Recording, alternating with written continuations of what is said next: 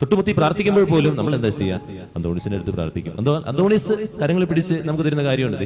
യേശു ഒരു അച്ഛൻ തിരുശേഷി പിടിച്ചുകൊണ്ട് നിൽക്കുമ്പോൾ അച്ഛന്റെ കാലിൽ തൊട്ട് വന്നിച്ചു പോകുമോ, തിരുശേഷി വന്നിക്കുകയോ? ചിന്തിക്കുക. നമ്മൾ അങ്ങനെയാ ചെയ്യുക.